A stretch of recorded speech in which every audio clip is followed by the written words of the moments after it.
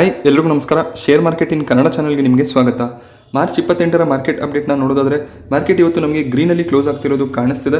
ಸೆನ್ಸೆಕ್ಸ್ನಲ್ಲಿ 230 ಪಾಯಿಂಟ್ಗಳ ಅಪ್ಸೈಡ್ ಕಾಣಿಸ್ತಿದೆ. ಹಾಗೆ ನಿಫ್ಟಿ ಕೂಡ ಅಷ್ಟೇ 17,200ರ ಲೆವೆಲ್ ಮೇಲೆ ಕ್ಲೋಸಿಂಗನ್ನು ಕೊಟ್ಟಿದೆ. ನಿಫ್ಟಿಯಲ್ಲೂ ಕೂಡ ಆಲ್ಮೋಸ್ಟ್ 70 ಪಾಯಿಂಟ್ಗಳ ಅಪ್ಸೈಡ್ ನಮಗೆ ನೋಡೋದಕ್ಕೆ ಸಿಗ್ತಾ ಇದೆ. ಹಾಗೆ ಬ್ಯಾಂಕ್ ನಿಫ್ಟಿ ಕೂಡ ಅಷ್ಟೇ 300 ಪಾಯಿಂಟ್ ಅಪ್ಸೈಡಲ್ಲಿ ಟ್ರೇಡಿಂಗನ್ನು ಮಾಡ್ತಿದೆ. ವಾರದ ಮೊದಲನೇ ದಿನದ ಟ್ರೇಡಿಂಗ್ ಸೆಷನ್ನಲ್ಲಿ ನಮಗೆ ಒಳ್ಳೆಯ ಒಂದು ಪಾಸಿಟಿವ್ ಸೈಡ್ ನೋಡೋದಕ್ಕೆ ಸಿಗ್ತಿದೆ. ಸೊ ಈ ವಾರ ನಿಫ್ಟಿ ನಮಗೆ 17,000ರಿಂದ 17,500ರ ರೇಂಜಲ್ಲಿ ಟ್ರೇಡ್ ಆಗೋದು ಕಾಣಿಸ್ಬೋದು. ಹಾಗೆ ಸೆನ್ಸೆಕ್ಸ್ನ 30 ಶೇರ್ಗಳನ್ನು ಗಮನಿಸಿದಾಗ ಟಾಪ್ ಲೂಸರ್ ನಮಗೆ ನೆಸ್ಲೆ ನೋಡೋದಕ್ಕೆ ಸಿಗ್ತಿದೆ. ನೆಸ್ಲೆನಲ್ಲಿ ಆಲ್ಮೋಸ್ಟ್ 2% ಡೌನ್ ಸೈಡ್ ಕಾಣಿಸ್ತಿದೆ.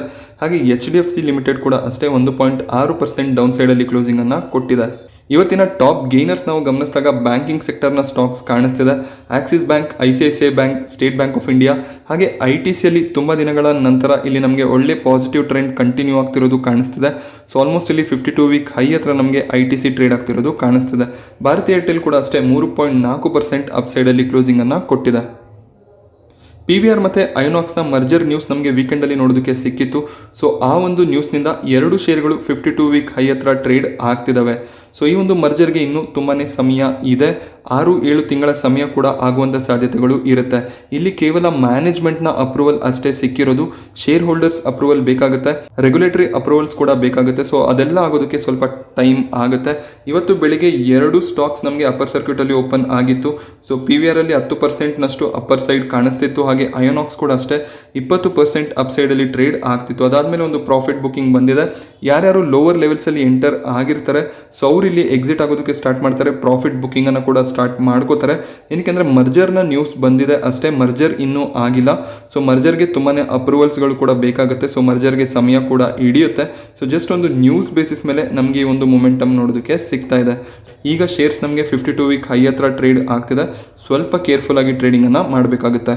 ಹಾಗೆ ಇಮಾಮಿ ಇಲ್ಲಿ ಡರ್ಮಿಕೂಲ್ ಬ್ರ್ಯಾಂಡನ್ನು ಕಂಪ್ಲೀಟ್ ಆಗಿ ಅಕ್ವೈರ್ ಮಾಡ್ಕೊಂಡಿದ್ದಾರೆ. 432 ಕೋಟಿಗೆ ಡರ್ಮಿಕೂಲ್ ಬ್ರ್ಯಾಂಡನ್ನು ಇಮಾಮಿ ಅಕ್ವೈರ್ ಮಾಡ್ತಿದ್ದಾರೆ. ಶೇರ್ ಪ್ರೈಸ್ನಲ್ಲಿ ಈ ಒಂದು ನ್ಯೂಸ್ನಿಂದ ಯಾವುದೇ ಒಂದು ಮೂಮೆಂಟಮ್ ನೋಡೋದಕ್ಕೆ ಸಿಗ್ತಿಲ್ಲ. ಶೇರ್ ಈಗ ತುಂಬಾ ಒಂದು ಲೋವರ್ ಸೈಡಲ್ಲಿ ಕಾಣಿಸ್ತಿದೆ. 22%ನಷ್ಟು ಹೈ ಲೆವೆಲಿಂದ ಕರೆಕ್ಟ್ ಆಗ್ತಾ ಇದೆ. ಇಮಾಮಿ ನವರತ್ನ ಕೂಲ್ ಟಾಲ್ಕ್ ಅನ್ನುವಂಥ ಒಂದು ಬ್ರ್ಯಾಂಡ್ನಲ್ಲಿ ಹೀಟ್ ಪೌಡರ್ಗಳನ್ನು ಮ್ಯಾನುಫ್ಯಾಕ್ಚರ್ ಮಾಡ್ತಿದ್ರು. ಸೊ ಈಗ ಈ ಒಂದು ಸ್ಪೇಸ್ನಲ್ಲಿ ಮಾರ್ಕೆಟ್ ಲೀಡರ್ ಆಗಿರುವಂತಹ ಡರ್ಮಿಕೂಲನ್ನು ಅಕ್ವೈರ್ ಮಾಡ್ಕೊಂಡಿದ್ದಾರೆ. ಸೊ ಒಳ್ಳೆ ಒಂದು ಮಾರ್ಕೆಟನ್ನು ಇವರು ಕ್ಯಾಪ್ಚರ್ ಮಾಡ್ಕೊಂಡಿದ್ದಾರೆ. ಬೇಸಿಗೆ ಕಾಲ ಕೂಡ ಬರ್ತಿದೆ. ಸೊ ಮುಂದಿನ ಕ್ವಾರ್ಟರ್ನಲ್ಲಿ ಅಂದರೆ Q4 ಅಲ್ಲ, 2023ರ ಫೈನಾನ್ಷಿಯಲ್ ಇಯರ್ನ Q1 ಏನು ಬರುತ್ತೆ ಸೊ ಅಲ್ಲಿ ಬಿಸ್ನೆಸ್ನಲ್ಲಿ ಸ್ವಲ್ಪ ಇಂಪ್ರೂವ್ಮೆಂಟ್ಸ್ ನಮಗೆ ನೋಡೋದಕ್ಕೆ ಸಿಗ್ಬೋದು. ಸೊ ಇವತ್ತು ಕೂಡ ನಾವು ಗಮನಿಸಿದಾಗ 2%ನಷ್ಟು ಡೌನ್ ಸೈಡ್ ನಮಗೆ ಇಮಾಮಿಯಲ್ಲಿ ನೋಡೋದಕ್ಕೆ ಸಿಗ್ತಿದೆ. ಹೈಯರ್ ಲೆವೆಲಿಂದ ಇಮಾಮಿ ತುಂಬಾ ಫಾಲ್ ಆಗಿದೆ. ಇಮಾಮಿ, ಡಾಬರ್, ಮಾರಿಕೋಸೋ ಇದೆಲ್ಲ ಒಂದು ಸ್ಲೋ ಮೂವಿಂಗ್ ಸ್ಟಾಕ್ಸ್ ಆಗಿರುತ್ತೆ. ಸೊ ಲಾಂಗ್ ಟರ್ಮ್ ಇನ್ವೆಸ್ಟ್ಮೆಂಟ್ ಮಾಡ್ತೀವಿ ಅಂದಾಗ ಖಂಡಿತವಾಗ್ಲೂ ಈ ಸ್ಟಾಕ್ಗಳನ್ನು ಹೋಲ್ಡ್ ಮಾಡ್ಬೋದಾಗುತ್ತೆ. ಬಟ್ ಶಾರ್ಟ್ ಟರ್ಮಲ್ಲಿ ಅಷ್ಟೊಂದು ರನ್ ನಮಗೆ ಈ ಸ್ಟಾಕ್ಗಳಲ್ಲಿ ನೋಡೋದಕ್ಕೆ ಸಿಗೋದಿಲ್ಲ. ಹಾಗೆ ಜಾಯ್ ಅಲುಕಾಸ್ ತಮ್ಮ ಒಂದು IPOನ ತರಬೇಕು ಅಂತ ಪ್ಲ್ಯಾನನ್ನು ಮಾಡ್ಕೊಂಡಿದ್ದಾರೆ. ಅದಕ್ಕೋಸ್ಕರ ಡ್ರಾಫ್ಟ್ ಪೇಪರ್ಸನ್ನು ಸೆಬಿಗೆ ಸಬ್ಮಿಟ್ ಮಾಡಿದ್ದಾರೆ. ಇದೊಂದು 2,300 ಕೋಟಿಯ IPO ಆಗಿರುತ್ತೆ. 2,300 ಕೋಟಿಯಲ್ಲಿ 1,400 ಕೋಟಿ ಇವರು ಡೆಪ್ಟ್ ಪೇ ಮಾಡೋದಕ್ಕೆ, ಅಂದರೆ ಅವರ ಸಾಲ ಏನಿದೆ 1,524 ಕೋಟಿಯ ಸಾಲ ಕಂಪನಿಯಲ್ಲಿ ಇದೆ. ಸೊ ಅದನ್ನು ತೀರಿಸೋದಕ್ಕೋಸ್ಕರ ಈ ಒಂದು IPOನಲ್ಲಿ ಬರುವಂಥ ದುಡ್ಡನ್ನು ಅವರು ಬಳಸ್ಕೋತಾರೆ. ಮಿಕ್ಕ 463 ಕೋಟಿ ಅಮೌಂಟನ್ನು ಇವರು ತಮ್ಮ ಹೊಸ ಶೋರೂಮ್ಗಳನ್ನು ಓಪನ್ ಮಾಡ್ಕೊಳ್ಳೋದಕ್ಕೆ ಬಳಸ್ಕೋತಾರೆ. ಜಾಯ್ ಅಲುಕಾಸ್ ಒಳ್ಳೆ ಒಂದು ಬ್ರ್ಯಾಂಡ್ ಆಗಿದೆ. ಸೊ ಇವರ IPO ನಮಗೆ ಸೆಬಿ ಅಪ್ರೂವಲ್ ಸಿಕ್ಕಿದ ಮೇಲೆ ಲಾಂಚ್ ಆಗುತ್ತೆ. ಇದಕ್ಕೂ ಮುಂಚೆ ತುಂಬಾನೇ IPOಗಳು ಲೈನಲ್ಲಿ ಇದಾವೆ. ಸೊ LIC ಒಂದು ಮೇಜರ್ IPO ಆಲ್ರೆಡಿ ನಮಗೆ ಲೈನಲ್ಲಿ ಕಾಣಿಸ್ತಿದೆ. ಸೊ 30ರಿಂದ 40 IPOಗಳು ಆಲ್ರೆಡಿ ಅಪ್ರೂವಲ್ ಸಿಕ್ಕು ಲಾಂಚ್ ಆಗೋದಕ್ಕೆ ವೆಯ್ಟ್ ಮಾಡ್ತಿದೆ. ಅದರಲ್ಲಿ ಒಂದು IPO ನಾವು ಗಮನಿಸಿದಾಗ Uma export. So Uma export ಇವತ್ತು ಮಾರ್ಕೆಟಲ್ಲಿ ಲಾಂಚ್ ಆಗಿದೆ. ರಿಟೇಲ್ ಕೋಟಾದಲ್ಲಿ ನಾವು ಗಮನಿಸಬಹುದು ಆಲ್ಮೋಸ್ಟ್ 3 ಟೈಮ್ ಉಮಾ ಎಕ್ಸ್ಪೋರ್ಟ್ ಇಲ್ಲಿ ಸಬ್ಸ್ಕ್ರೈಬ್ ಆಗ್ತಿರೋದು ಕಾಣಿಸ್ತಿದೆ. ಈ IPOನ ಸೈಜನ್ನು ಗಮನದಲ್ಲಿ ಇಟ್ಕೋಬೇಕಾಗುತ್ತೆ. ಕೇವಲ 60 ಕೋಟಿಯ IPO ಆಗಿರುತ್ತೆ. ಆ 60 ಕೋಟಿಯಲ್ಲಿ ರಿಟೇಲ್ಗೆ ರಿಸರ್ವ್ ಆಗಿರೋದು ಕೇವಲ 35%. ಸೊ 35% ಅಂದಾಗ 25 ಕೋಟಿ ಅಂತ ನಾವು ಕನ್ಸಿಡರ್ ಮಾಡಿಕೊಂಡ್ರು ಕೂಡ 25 ಕೋಟಿ ಅಮೌಂಟ್ ಬರೋದಕ್ಕೆ ಕೇವಲ 16,000 ಅಪ್ಲಿಕೇಶನ್ಸ್ಗಳು ಸಾಕು. ಸೊ 16,000 ರಿಟೇಲ್ ಇನ್ವೆಸ್ಟರ್ಸ್ಗಳು ಏನಾದರೂ ಅಪ್ಲೈ ಮಾಡಿದ್ರೆ, ಅದು ಒಂದು ಲಾಟ್ಗೆ ಅಪ್ಲೈ ಮಾಡಿದ್ರೆ ಈ ಇಶ್ಯೂ ಒನ್ ಟೈಮ್ ಕಂಪ್ಲೀಟ್ ಆಗಿ ಸಬ್ಸ್ಕ್ರೈಬ್ ಆಗುತ್ತೆ. ಸೊ ಇಲ್ಲಿ ತುಂಬ ಜನ 5-6 ಲಾಟ್ಗಳಿಗೆ ಅಪ್ಲೈ ಮಾಡ್ತಾರೆ. ಅಂಥ ಟೈಮಲ್ಲಿ ಇಶ್ಯೂ ನಮಗೆ ತುಂಬಾ ಬೇಗ ಸಬ್ಸ್ಕ್ರೈಬ್ ಆಗೋದು ಕಾಣಿಸುತ್ತೆ. ಹಾಗೆ QIB ಸೆಗ್ಮೆಂಟಲ್ಲೂ ಕೂಡ ನೀವು ಕೊನೆ ದಿನ ಅಬ್ಸರ್ವ್ ಮಾಡ್ಬೋದು, ತುಂಬಾ ಸಬ್ಸ್ಕ್ರಿಪ್ಷನ್ ಬರುವಂಥ ಸಾಧ್ಯತೆ ಇರುತ್ತೆ. ಬಟ್ ಇಲ್ಲಿ ಗ್ರೇ ಮಾರ್ಕೆಟಲ್ಲಿ ಯಾವುದೇ ಒಂದು ಪ್ರೀಮಿಯಂ ಇಲ್ಲ, ಅದನ್ನು ಕೂಡ ಗಮನದಲ್ಲಿ ಇಟ್ಕೋಬೇಕಾಗುತ್ತೆ. ಮಾರ್ಚ್ 30 ಕೊನೆ ದಿನ ಆಗಿರುತ್ತೆ ಸಬ್ಸ್ಕ್ರಿಪ್ಷನ್ಗೆ. ಸೊ ಕೊನೆ ದಿನದವರೆಗೂ ವೆಯ್ಟ್ ಮಾಡ್ಬೋದು. ಯಾವ ರೀತಿಯ ಒಂದು ಸಬ್ಸ್ಕ್ರಿಪ್ಷನ್ಗಳು ಬರುತ್ತೆ ಅದನ್ನು ಗಮನದಲ್ಲಿ ಇಟ್ಕೊಂಡು ರಿಸ್ಕ್ ಟೇಕಿಂಗ್ ಇನ್ವೆಸ್ಟರ್ಸ್ ಆದರೆ ಖಂಡಿತವಾಗ್ಲೂ ಅಪ್ಲೈ ಮಾಡ್ಬೋದಾಗುತ್ತೆ. ಗ್ರೇ ಮಾರ್ಕೆಟಲ್ಲಿ ಯಾವುದೇ ಒಂದು ಟ್ರೇಡಿಂಗ್ ನಡೀತಿಲ್ಲ. ಬಟ್ ನಾವು HP ಅಡೆಸಿವ್ ಅನ್ನುವಂಥ ಒಂದು IPO ಬಂದಿತ್ತು ನಮಗೆ. ಸೊ ಆ IPOದಲ್ಲೂ ಕೂಡ ಇದೇ ರೀತಿ ಆಗಿತ್ತು. ಯಾವುದೇ ರೀತಿಯ ಗ್ರೇ ಮಾರ್ಕೆಟ್ ಪ್ರೀಮಿಯಂ ಇರಲಿಲ್ಲ. ಬಟ್ ಸ್ಟಾಕ್ಸ್ ಲಿಸ್ಟ್ ಆದಾಗ ಒಳ್ಳೆ ಒಂದು ಪ್ರೀಮಿಯಂನಲ್ಲಿ ಲಿಸ್ಟ್ ಆಗಿತ್ತು. ಸೊ ಆ ರೀತಿಯ ಒಂದು ಲಿಸ್ಟಿಂಗ್ ನಮಗೆ ಉಮಾ ಎಕ್ಸ್ಪೋರ್ಟ್ಸಲ್ಲಿ ನೋಡೋದಕ್ಕೆ ಸಿಗ್ಬೋದು. ಇದನ್ನು ಯಾರು ಪ್ರೆಡಿಕ್ಟ್ ಮಾಡೋದಕ್ಕೆ ಆಗೋದಿಲ್ಲ. ಗ್ರೇ ಮಾರ್ಕೆಟ್ ಪ್ರೀಮಿಯಂ ಇದ್ರೆ ಒಂದು ಕ್ಯಾಲ್ಕುಲೇಷನ್ ಅನ್ನು ಮಾಡಬಹುದಾಗುತ್ತೆ ಎಷ್ಟು ಒಂದು ಲಾಭ ಸಿಗ್ಬೋದು ಅಂತ. ಬಟ್ ಗ್ರೇ ಮಾರ್ಕೆಟಲ್ಲಿ ಯಾವುದೇ ರೀತಿಯ ಒಂದು ಟ್ರೇಡಿಂಗ್ ಸದ್ಯಕ್ಕೆ ನಡೀತಿಲ್ಲ.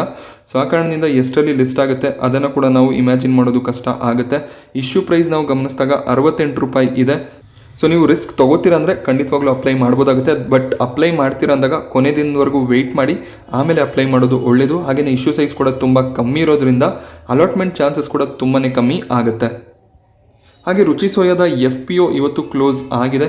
ಟೋಟಲ್ ಆಗಿ ಇಶ್ಯೂ ನಮಗೆ 3.6 ಟೈಮ್ ಸಬ್ಸ್ಕ್ರೈಬ್ ಆಗ್ತಿರೋದು ಕಾಣಿಸ್ತಿದೆ. ಇದಕ್ಕೆ ಮೇಜರ್ ರೀಸನ್ ಏನು ಅಂದರೆ ಎಂಪ್ಲಾಯೀಸ್ ಆಲ್ಮೋಸ್ಟ್ 8 ಟೈಮ್ ಸಬ್ಸ್ಕ್ರೈಬ್ ಆಗಿದ್ದಾರೆ. NIIs ಕೂಡ ಆಲ್ಮೋಸ್ಟ್ 12 ಟೈಮ್ ಸಬ್ಸ್ಕ್ರೈಬ್ ಆಗಿರೋದು ಕಾಣಿಸ್ತಿದೆ. ರಿಟೇಲ್ ಇನ್ವೆಸ್ಟರ್ಸ್ಗಳು ಇಲ್ಲಿ 1 ಟೈಮ್ ಕೂಡ ಸಬ್ಸ್ಕ್ರೈಬ್ ಆಗಿಲ್ಲ. ಸೊ ರಿಟೇಲ್ ಇನ್ವೆಸ್ಟರ್ಸ್ಗಳು ಇಲ್ಲಿ ಸ್ವಲ್ಪ ಕಾಷನನ್ನು ತೊಗೊಂಡಿದ್ದಾರೆ. QIB ಸೆಗ್ಮೆಂಟಲ್ಲಿ 2.2 ಟೈಮ್ ರುಚಿ ಸೋಯಾ ಸಬ್ಸ್ಕ್ರೈಬ್ ಆಗ್ತಿರೋದು ಕಾಣಿಸ್ತಿದೆ. ಶೇರ್ ಪ್ರೈಸನ್ನು ನಾವು ಗಮನಿಸಿದಾಗ ಇವತ್ತು ಕೂಡ 6% ಡೌನ್ ಸೈಡ್ ನಮಗೆ ರುಚಿ ಸೋಯಾದಲ್ಲಿ ನೋಡೋದಕ್ಕೆ ಸಿಗ್ತಿದೆ. ಏಪ್ರಿಲ್ 6ಕ್ಕೆ ಶೇರ್ಗಳು ಮಾರ್ಕೆಟಲ್ಲಿ ಲಿಸ್ಟ್ ಆಗುತ್ತೆ. ಅಂದರೆ FPOನ ಶೇರ್ಸ್ ಏನಿದೆ ಮಾರ್ಕೆಟಲ್ಲಿ ಲಿಸ್ಟ್ ಆಗುತ್ತೆ. ಇದು 4,300 ಕೋಟಿಯ FPO ಆಗಿರುತ್ತೆ. ಉಮಾ ಎಕ್ಸ್ಪೋರ್ಟ್ ಕೇವಲ 60 ಕೋಟಿಯ IPO. ರುಚಿ ಸೋಯಾದ FPO ಏನಿದೆ 4,300 ಕೋಟಿಯ FPO ಆಗಿರುತ್ತೆ. ಸೊ ನೀವು ಫಿಗರ್ಸ್ ಅನ್ನು ಗಮನಿಸಬಹುದು. ಹಾಗೆ ಸಬ್ಸ್ಕ್ರಿಪ್ಷನ್ ಅನ್ನು ಕೂಡ ಇಮ್ಯಾಜಿನ್ ಮಾಡ್ಕೋಬಹುದು. ಸೊ ಇಲ್ಲಿ ರುಚಿ ಸೋಯಾದಲ್ಲಿ ರಿಟೇಲ್ ಇನ್ವೆಸ್ಟರ್ಸ್ ಅಪ್ಲೈ ಮಾಡಿದಾಗ ಎಷ್ಟು ಅಪ್ಲಿಕೇಶನ್ ಬೇಕಾಗುತ್ತೆ ಕಂಪ್ಲೀಟ್ ಆಗಿ ಸಬ್ಸ್ಕ್ರೈಬ್ ಆಗೋದಕ್ಕೆ ಅಂತ. ಸೊ ನಾನಿಲ್ಲಿ ಏನು ಹೇಳೋದಕ್ಕೆ ಪ್ರಯತ್ನ ಪಡ್ತಿದ್ದೀನಿ ಅಂದರೆ ಅಕಸ್ಮಾತ್ ಉಮಾ ಎಕ್ಸ್ಪೋರ್ಟ್ ಕೊನೆ ದಿನ 100 ಟೈಮ್ ಸಬ್ಸ್ಕ್ರೈಬ್ ಆದರೂ ಕೂಡ ಸೊ ಇಲ್ಲಿ ನೀವು ಫಿಗರ್ಸ್ ಅನ್ನ ಗಮನಿಸಿದಾಗ ರುಚಿ ಸೋಯಾದ ಫಿಗರ್ನಷ್ಟೇ ಅಪ್ಲಿಕೇಶನ್ಸ್ ಬಂದಿರುತ್ತೆ. ಏನಕ್ಕೆ ಅಂದರೆ ನಾವು ಸೈಜ್ ಅನ್ನ ಗಮನಿಸ್ಕೋಬೇಕಾಗುತ್ತೆ. ಸೊ ಸೈಜ್ ಎಷ್ಟಿದೆ ಅಂತ. ರಿಟೇಲ್ ಅಲ್ಲಿ 100 ಟೈಮ್ ಉಮಾ ಎಕ್ಸ್ಪೋರ್ಟ್ ಸಬ್ಸ್ಕ್ರೈಬ್ ಆಗಿದೆ ಅಂತ ನಾವು ಸಬ್ಸ್ಕ್ರೈಬ್ ಮಾಡ್ಕೊಳ್ಳೋದು ತಪ್ಪಾಗುತ್ತೆ. ಸೊ ಗ್ರೇ ಮಾರ್ಕೆಟ್ ಅಲ್ಲಿ ಪ್ರೀಮಿಯಂ ಎಷ್ಟಿದೆ, ಸೊ ಎಷ್ಟರಲ್ಲಿ ಲಿಸ್ಟ್ ಆಗ್ಬೋದು, ಆ ಎಲ್ಲ ಒಂದು ಕ್ಯಾಲ್ಕುಲೇಷನ್ಸ್ ಕೂಡ ತುಂಬಾನೇ ಇಂಪಾರ್ಟೆಂಟ್ ಆಗುತ್ತೆ. ಹಾಗೆ ಗೇಲ್ ಇಂಡಿಯಾದಲ್ಲಿ ನಮಗೆ ಬೈಬ್ಯಾಕ್ನ ನ್ಯೂಸ್ ಕಾಣಿಸ್ತಿದೆ. ಮಾರ್ಚ್ 31ಕ್ಕೆ ಬೋರ್ಡ್ ಮೀಟಿಂಗ್ ಇರುತ್ತೆ.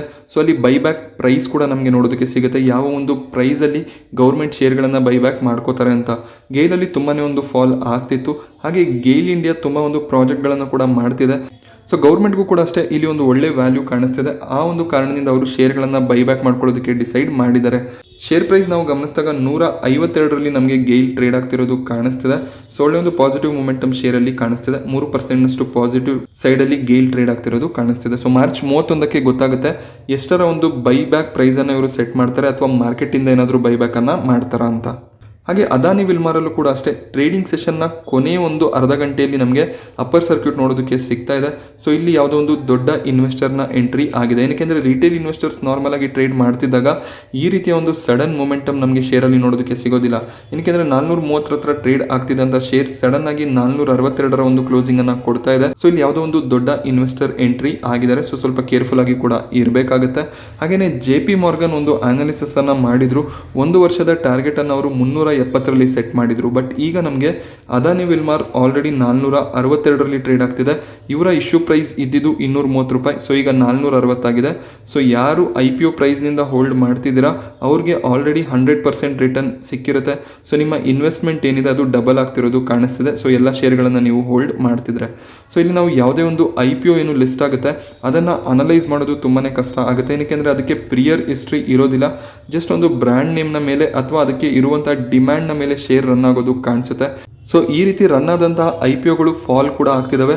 ಫಾಲ್ ಕೂಡ ಇದೇ ರೀತಿಯಲ್ಲಿ ಆಗುತ್ತೆ. ಅಂದರೆ 10% 12% ಶೇರ್ಗಳು ಫಾಲ್ ಆಗೋದು ಕಾಣಿಸುತ್ತೆ. ಸೊ ಅದನ್ನು ಕೂಡ ಗಮನದಲ್ಲಿ ಇಟ್ಕೋಬೇಕಾಗುತ್ತೆ. ಜಸ್ಟ್ ಒಂದು ಅದಾನಿ ಬ್ರ್ಯಾಂಡ್ ನೇಮ್ನ ಅಡಿಯಲ್ಲಿ ಇಲ್ಲಿ ಆಪರೇಟರ್ಗಳು ಗೇಮನ್ನು ಆಡುವಂಥ ಸಾಧ್ಯತೆಗಳು ಕೂಡ ಇರುತ್ತೆ. ಸೊ ಯಾರಿಗೆ ಹೇಳ್ತಿದ್ದೀನಿ ಅಂದರೆ ಹೈಯರ್ ಲೆವೆಲ್ಸಲ್ಲಿ ಯಾರ್ಯಾರು ಈಗ ಶೇರ್ಗಳನ್ನು ಬೈ ಮಾಡೋದಕ್ಕೆ ರೆಡಿ ಆಗಿರ್ತೀರಾ ಅಂಥವರು ಕೇರ್ಫುಲ್ ಆಗಿ ಇರಬೇಕಾಗುತ್ತೆ. ಫ್ಯೂಚರ್ ರಿಟೇಲ್ನಲ್ಲಿ ಕೂಡ ಅಷ್ಟೇ ಕಳೆದ 2 ದಿನದಲ್ಲಿ ಅಪ್ಪರ್ ಸರ್ಕ್ಯೂಟ್ ಇತ್ತು. ಈಗ ನಮಗೆ ಲೋವರ್ ಸರ್ಕ್ಯೂಟ್ ನೋಡೋದಕ್ಕೆ ಸಿಗ್ತಾ ಇದೆ. ಸೊ ಇಲ್ಲೂ ಕೂಡ ಅಷ್ಟೇ ಯಾವುದೇ ಒಂದು ಕ್ಲಾರಿಟಿ ಇಲ್ಲ. ಸೊ ರಿಲಯನ್ಸ್ ಇಲ್ಲಿ ಇವರ ಸ್ಟೋರ್ಗಳನ್ನು ಅಕ್ವೈರ್ ಮಾಡ್ಕೊಂಡಿದ್ದಾರೆ. ಹಾಗೆ ಫ್ಯೂಚರ್ ರಿಟೇಲ್ನ ಶೇರ್ ಹೋಲ್ಡರ್ಸ್ ಮೀಟಿಂಗ್ ಏಪ್ರಿಲ್ 20ರಿಂದ ಏಪ್ರಿಲ್ 23ಕ್ಕೆ ನಡೆಯುತ್ತೆ.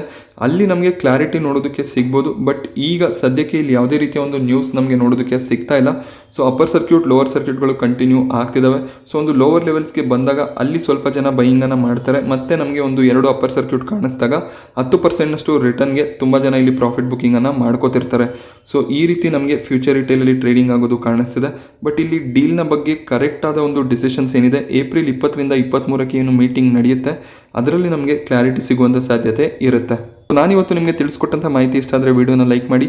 ಹಾಗೆ ಇದೇ ರೀತಿಯ ಮಾರ್ಕೆಟ್ ಅಪ್ಡೇಟ್ಸ್ಗಳಿಗೋಸ್ಕರ ಚಾನಲ್ನ ಸಬ್ಸ್ಕ್ರೈಬ್ ಮಾಡ್ಕೊಳ್ಳಿ. Thank you friends.